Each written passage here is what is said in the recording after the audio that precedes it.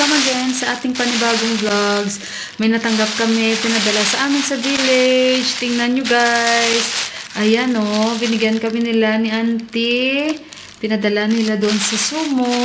Itong turmeric. Kasi alam nyo ba guys, yung sinabi ni ama, yung mga binibili ko dito na turmeric is may mga halong mga flour o harina. So, kagaya sa village, galing guys, pure talaga yan. And meron tayong gundok. Ayan o. Yung gawa ito guys, dahon ng radish. O di kaya yung iba guys, gawa sa sag. Yung mga parang ano na nila, yung mga dahon-dahon na talaga nila. So, ito ginagawa nila ni auntie guys sa village. Ito ay pinadala sa amin. And isa ito sa aking paborito. Sila ang gumawa nito. Si Baini, si Rachana Baini. Thank you so. Ito ang kanilang gunrok. Ayan o. Ito yung pagkagawa nila. Dahon ito ng radish. Masarap ito guys. Lutuin itong gunrok nung nakita ko. Kasi namiss ko na rin at paborito ko ito guys. Mabilis lang ito lutuin. May nabili akong kasaba. Gagawa ako mamaya ng kasaba cake. Ayan. So first time nila matitikman ang kasaba dito dahil may condense pa ako nagatas. So kaya gagawa ako ng kasaba cake. So good morning sa inyo dyan and welcome again sa ating panibagong vlogs guys. Galing ako sa labas. Itong nabili ko sag and bumili ako ng kamatis. Today, magluluto ako ng gunrok. Ito yung uulamin namin ni Buwa and with sag, guys. So, pag may ganito, hindi na kailangan na dal. So, kaya ito yung aming lulutuin. Ipaparis ko ito. Ayan. Again, kay auntie sa village, maraming salamat. Deri tanibad. Auntie. Nakalimutan kong bumili ng bawang. Wala na pala akong bawang. Tapos, bili tayo ng luya. Kala ko meron. Ito talaga minsan, hindi natin maiwasan. Tapos, may nakakalimutan pa. So, bili tayo. Ayan, mga araw. Maganda. Kahit pa paano winter na. Ito yung maganda. Pag winter, basta may araw ganyan, hindi ka mahirapan magpatuyo ng damit, guys. So, kaya, ayun. And, yun, ang ulamin namin ni Buwa. Nagsaing na ako dun sa bago nating pressure cooker. I-try ko magsaing doon. Yung isang klaseng bigas na nabili namin, medyo matataba ito sa village, kung ano yung outcome doon. So, kay Didi ako bibili. Hindi ako bumili sa kanya ng kamatis kasi wala siyang kamatis. So, masaya ako nakabili tayo ng cassava cake. Bibili ako ng kamatis. Ito lang. Mga tao dito sa amin, balot na din dahil malamig. Kahit mainit, guys. Yung mga kamay ko naninigas. Kaya, malaking tulong yung gloves na bigay sa akin ni ate. Napakalaking tulong. Bili muna tayo dito. Hindi ko alam yung 500 rupees ko. Mamaya magkano na lang yung magiging sukli. Ito kay Didi para hindi naman sasama loob ni Didi bilan natin. Didi! Ito, maganda yung kanyang mga luya. Kasi ang luya dun sa kabila pangit. Ang liliit. Ito. Adwa ko kilo Didi? Pau to 50. Pau? Pau? Iyo ko ti. Wala pa ata. 100 rupees. Ay, lason? 70. Malalason talaga kayo dyan. 70. Lason ang tawag dito. Lason sa Nepali. Sa Pilipinas. Poison! Ito. Oh. Iyo ko ti. 7. Ito 70. Kilo ko ti. 350. 1 kilo lason. 350 guys. And adwa, kilo ko ti. 250. 250. Ito sa Nepali rupees, 350. 170. Ayan. Okay na yan. So yan yung mga gulay. Layo. Sabi niya nakabili ako tomato. Oh. Kere? 60. Discount 10 rupees. 10. 50. Sabi niya mahal. 50 din. Yan. Discount. Sabi niya mahal daw doon. Oh, okay. Teka lang, mayroon din dito si Didi. Oh, ito guys, hindi ito kasaba. Ito yung ibig kong sabihin. Iba ito. Tarul. Nepali ma tarul. Tarul itong tawag. Pero puti din siya sa loob. Ito. Oo. Parang ubi siya, no? Kasi pero hindi ito kasaba. Yung nabili ko kasaba. Hindi ko alam. Kasaba. Yan, 170. Mahal na, no? Ajo? Pugyo. So, ito guys, kasi malapit na ang Yuramro. Ito yung matigas na kinain ko. Kotik, Koyle. Ah, Sabi ko kailan yung festival nila, yung sa mga sweets na festival. pwede na. Iba kasi kalendaryo nila, hindi kami magkakaintindihan. No! English. English Oh. pwede. Ah, Ito yung kinain ko, nakala ko malambot, parang bato. Ito guys, oh. Kung sa atin bandi, no, sa mga Ilonggo, mga bandi ito, sa kanila iba. Kunam ni pali, didi? saku. Saku? Saku. Saku. Saku daw. Eyo. Dalay laddu man sa til. Til. Matatamis ang mga ito. 170. Okay, okay. Yan, bili tayo nito. So, nakabili ako 170 ng lason at adwa. At one. Kami pa, didi? Thank you. Ayan, so tara na guys. Ito lang naman yung bibilihin ko. Wala man akong bibilihin. Ay, maaraw. Maganda yung araw. So nakabili tayo, no? 170 yung sukli ko. Sa 500. 300. May 330 tayo.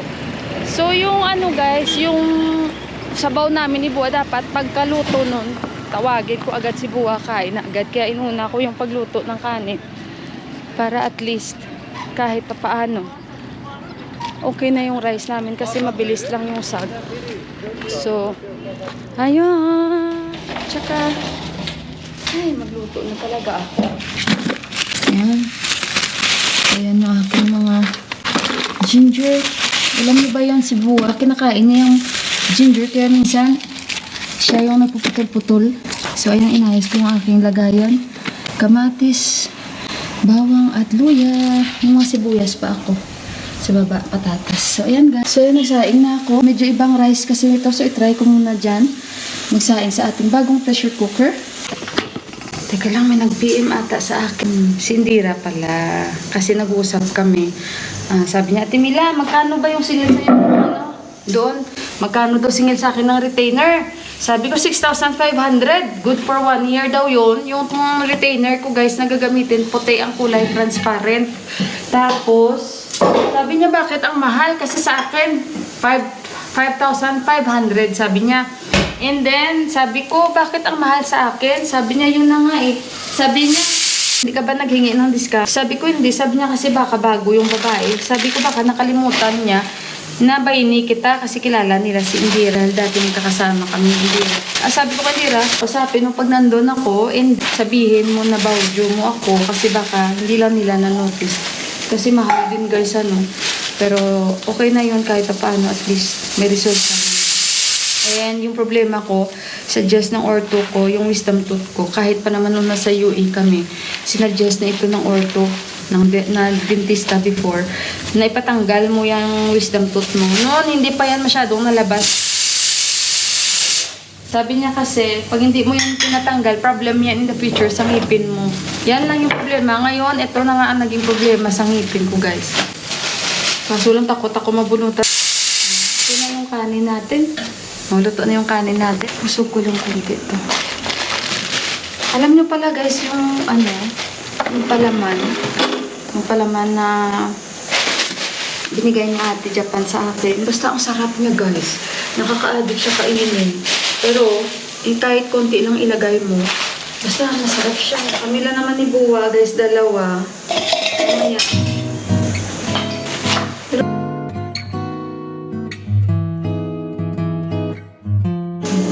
Tapos sugasan natin ito. Tapos lutuin. Ipahuli ko yung gunrok. Yan, ipahuli ko yun. Tapos, mabilis lang to. Tapos ayun, kain na kami ni Buwa. Dahil luto na yung aming sag.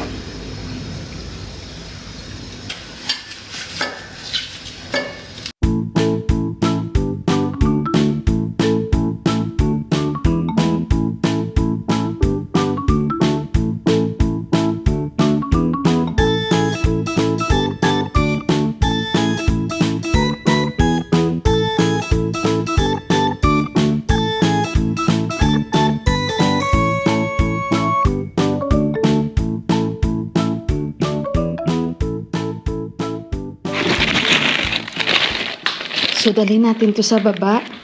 Ang ating mga Blessings from Japan. So, ayan. I-ano natin doon. Ilagay ko sa aking pantry. So, ayan. Dahil gagamit tayo. Ito guys, mga pang-mix pala ito sa rice. Yan. So, medyo hindi siya bagay kasi pag may mga curries no, ng mga Nepalese, kung imimix ko ito sa rice, parang hindi siya bagay. So, wait lang kayo guys at mag-ano tayo, mag-vlog tayo. Ito, isa sa mga paborito namin ni Johan. Nakita nyo na yan sa ating mga unboxing. So, puro Japanese ito ang mga laman ng bags. Ayan. So, kasi sabi ni ate sa rice ito mix. And isa ito sa mga gusto namin ni Johan. Kaya humingi ako kay ate. And ito yung dashi. This time malalaki ang mga natatanggap ko kay ate. Ano? Thank you, thank you. So ito pala scallops, sabi ni ate. So sabi ko kay ate, pwede ba ito sa ano? Sa sag ko? Kasi itatry ko naman siya this time. And yung dashi, naubos na. So nagtatanong ko kay ate kung pwede ba ito. Kasi may sinabi si ate sa akin sa mga soup, ganito, ganyan, ganyan. So, sa sag, titingnan natin. And, ito guys, excited ako gamitin. Yan, mga pang-mix natin sa rice. So, kasi isa din sa favorite namin yung mayonnaise, yung mga palaman. Ito yung sabi ko sa inyo ng mga masasarap na palaman. Ayan. Hindi ko alam kung pwede ba yan sa ano, sa fridge yung mayonnaise namin ulit. Ayan, thank you, te. So, sandali muna guys, ha. Nag-PM ako kay ate kung pwede ko ba ilagay ito sa aking sag para mag-iba yung lasa kasi sabi niya sa mga soup daw at masarap na talaga. So amuyin nga natin kasi scallops ito. Sabi ko ate, ang last ko na nakapag-try ako ng scallops, first time ko nakatikim din nung high school pa ako. Kasi 'di ba, ang tatay ko mekaniko at mayroon kaming talyer. So mayroon siyang customer na ang binabayad sa amin yung kingfish or tangige. Talagang kaaway ko ang mga isda. Guys, dahil pag binayaran kami, tag-ilang kalaking ano yun, tangige ang binabayad sa papa namin. So, ang ginagawa ng mama ko, guys, it's either gagawin niyang parang yung meat ng tangige, i-separate niya, tapos gagawin niyang bula-bula. Yung hinahanapan talaga ng way ng nanay ko, syempre nanay, ano, kung ano na naman yung maulam namin sa araw-araw, para hindi lang kami manawa. So, ayun, kung alam ko lang kung gaano kamahal yung mga tangige na isda or kingfish, guys, ano, tinudo ko nung time na yun, ang dami namin lagi na ulam na tangige, guys. Kasi manawa ka talaga, kasi yun ang binabayad sa papa ko, tapos yung scallops, yun, tanda-tanda ko yung scallops na yun. So, yun ang sabi ni ate, scallops daw ito. Tingnan nyo naman ang mga packaging. Gaganda. Amuyin natin. Nung nalaman ko scallops, sabi ko, ate, masarap pala yan. Scallops na guys. So, amuyin. Ayan, yung dashi, hanapan ko ito ng lalagyan. At ilalagay ko ito sa akin sag ngayon dahil iba talaga ang lasa. Pero dapat konti lang kasi pag marami kang mailagay sa ano, ayan, dalawang pack pala. Ayan. Kasi yung sa akin, ubos na. Kasi guys, pag marami kang mailagay na dashi, medyo mapait din siya. So, kaya kahit kunti lang, may lasa na talaga. So, buksan natin.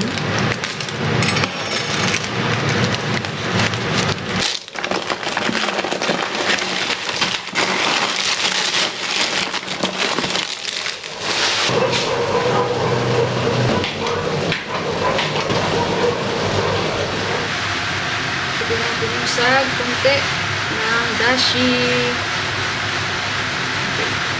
Dito ko rin lulutuin yung ating gundruk. Yung gundruk, konti lang yung lutuin ko kasi hindi, pangit yun pag may leftover, parang ina-absorb ng dahon. So, dapat kainin talaga lahat yung agad. Masarap ang gundruk pag mainit. Simple lang, hindi ko na inalagyan ng kamatis. May yellow powder na rin yan. So, ganyan lang ako magluto, guys. Minsan, nagigisa ko siya sa kamatis, sibuyas, or nagigisa ko din siya sa cumin seeds.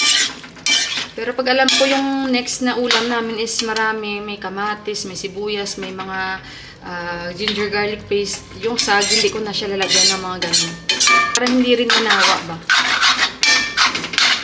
So, nagtutubig siya, no? Hayaan lang natin, or open lang natin yan hanggat sa parang mag-dry siya.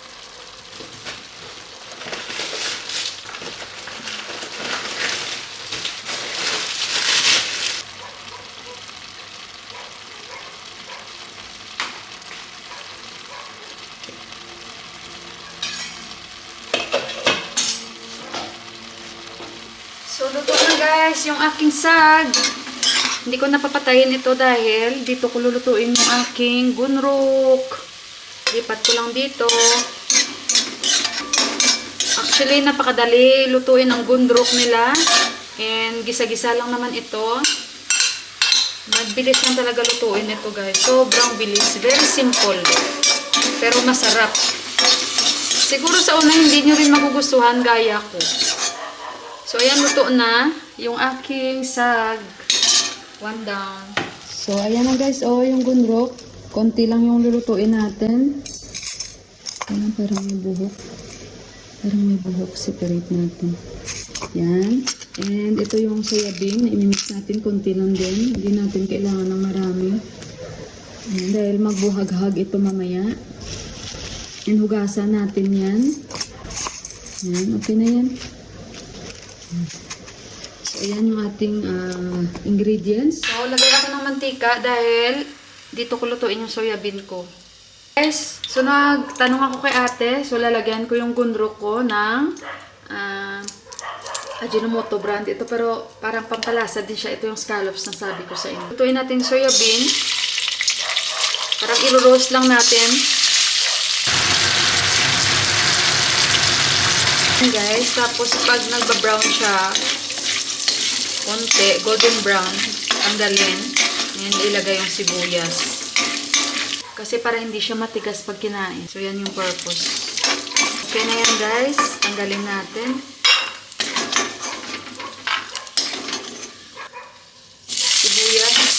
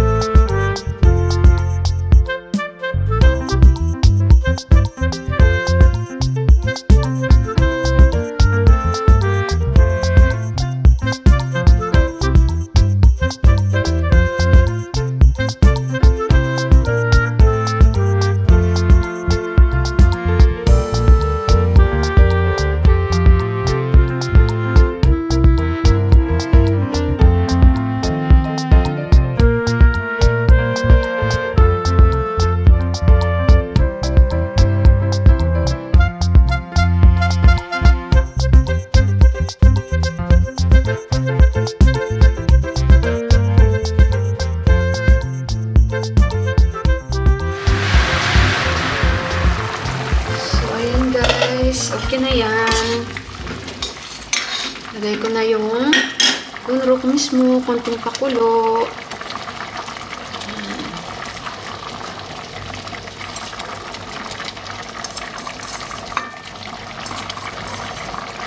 So, ayan guys. Konting pakulo lang. Tawagin ko na si Buwa. Ayan, kakain na kami. Ayan, oh. Ayan siya guys, oh. Ayan. Ganyan yung kasimple ang gumawa. Mas may simple pa dyan guys. Yung iba hindi na naglalagay ng patatas or ano. So ako nilagyan ko. So dahon ito ng labanos. Ayan yung iba dahon ng sag ang ginagawa nila. So ayan. Tagal-tagal din naman bago ito i-dry muna guys. Ano?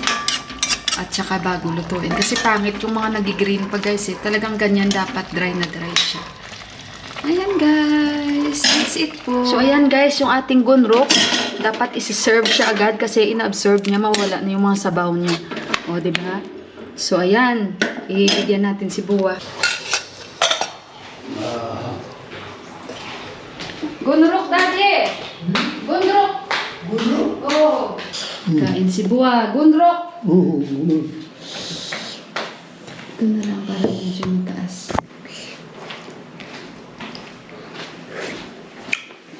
Dito? Pizza? मिल्नु Oh. यो गरिबमा त एकदम राम्रो हुन्छ Daddy? Single. Gunrok.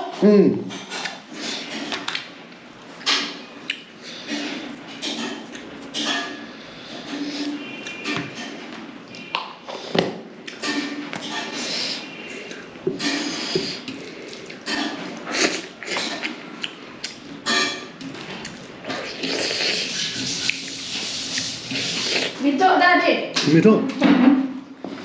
Thank you, Lord. Guys, ako naman yung kakain. O, ayan. Sabi ni Buwa, kung may kunrok, huwag ka na magluto ng sag. Kasi nga, syempre may dahon ito ng labano. Sabi ko ngayon, alam ko na.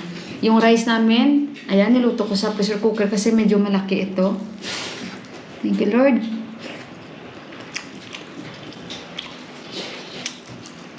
Hindi mo masasabing typical na Nepali na luto kasi iba sila magluto talaga. Yung maanghang, ito okay lang. Yung soyabin malambot. Dahon ng labanos. Mula! Mula! Wala ang... Siya. Mula means labanos.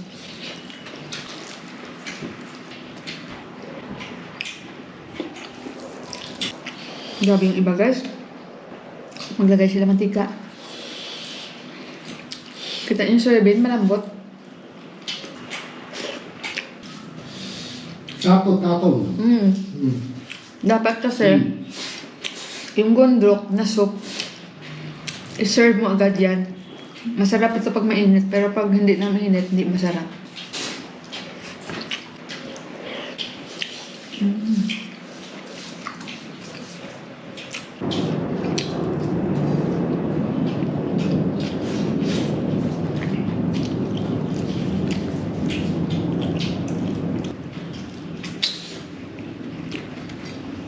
Thank you, Lord.